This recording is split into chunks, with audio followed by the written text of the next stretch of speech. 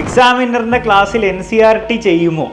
അപ്പോൾ മക്കളെ, NCERT based ആയിട്ടാണ് നമ്മൾ ഈ വർഷം മുതൽ മാത്രമല്ല കഴിഞ്ഞ വർഷങ്ങളൊക്കെ പഠിപ്പിച്ചത്. നിങ്ങൾ എക്സാമിനറിൻ്റെ +1 +2 യൂട്യൂബിൽ ഓരോ വൺഷോട്ട് നോക്കിയാൽ നിങ്ങൾക്ക് ശ്രദ്ധിച്ചാൽ മനസ്സിലാവും, അതൊക്കെ NCERT ബേസ്ഡ് ആണ്.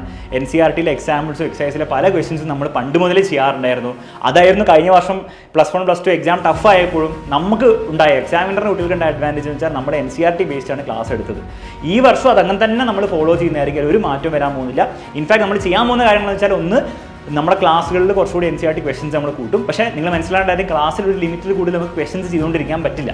അങ്ങനെ ചെയ്തുകൊണ്ടിരുന്ന ഒരു ചാപ്റ്റർ നിങ്ങൾക്ക് 1 മാസമോ 2 മാസമോ പോയിക്കൊണ്ടിരിക്കും. അപ്പോൾ അതുകൊണ്ട് നമ്മൾ ക്ലാസ് NCERT ബേസ്ഡ് ആണെങ്കിൽ നിങ്ങൾക്ക് എക്സ്ട്രാ NCERT ടെക്സ്റ്റ് ബുക്കിൽ നിന്ന് എക്സാമ്പിൾസിനും എക്സസൈസിനും നിങ്ങൾ സെലക്റ്റഡ് ആയിട്ട് ചെയ്യേണ്ട കുറച്ച് ചോദ്യങ്ങൾ നമ്മൾ എന്ത് ചെയ്യും, ഒരു PDF തരുന്നതായിരിക്കും. ചോദ്യങ്ങൾ മാത്രമല്ല, അതിന് ആൻസറും അതിലുണ്ടാവുന്നതായിരിക്കും. അപ്പോൾ അത് മാത്രം നിങ്ങൾ ചെയ്തു പോയാൽ മതി. കാരണം NCERT ചെയ്യുന്നതിന് ഒരു പ്രശ്നം എന്ന് വെച്ചാൽ, ചില ക്വസ്റ്റൻസ് ഒക്കെ ഒരു കാരണവശാലും നിങ്ങളുടെ പരീക്ഷയിൽ ചോദിക്കാൻ പോകാത്ത ക്വസ്റ്റൻസ് ഉണ്ട്.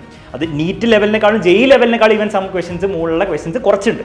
അതിൻ്റെ പുറകെ നിങ്ങൾ പോയിട്ട് കാര്യമില്ല. അപ്പോൾ അതിൽ സെലക്റ്റഡ് ആയിട്ട് വരുന്ന കുറച്ച് ചോദ്യങ്ങളുണ്ട്, വരാൻ ചാൻസുള്ള ചോദ്യങ്ങളുണ്ട്. അത് നമ്മൾ ഈ പറഞ്ഞ പോലെ നമ്മൾ ചെയ്യിപ്പിക്കുന്നതായിരിക്കും. കുറച്ച് നമ്മൾ ക്ലാസ്സിൽ ചെയ്യുന്നതായിരിക്കും, കുറച്ച് നിങ്ങൾക്ക് പ്രാക്ടീസ് ചെയ്യാൻ വേണ്ടി നമ്മൾ തരുന്നതായിരിക്കും. ആ രീതിയിൽ ചെയ്തു പോയാൽ ഒരു ബുദ്ധിമുട്ട് നിങ്ങൾക്ക് ഉണ്ടാകുന്നില്ല. ഓക്കെ, അപ്പം ചോദ്യം എക്സാമിനറിൻ്റെ ക്ലാസ് NCERT ബേസ്ഡ് ആയിരിക്കും. NCERT തന്നെയാണ് പഠിക്കേണ്ടത്, ആ രീതിയിൽ തന്നെയായിരിക്കും നമ്മൾ എടുക്കാൻ പോകുന്നത്. +1 അഗ്നി ബാച്ച് May 12 സ്റ്റാർട്ട് ചെയ്യുന്നതായിരിക്കും. മുന്നോട്ട് പോകാൻ ബുദ്ധിമുട്ടില്ലെങ്കിൽ എത്രയും പെട്ടെന്ന് അഡ്മിഷൻ എടുക്കാം.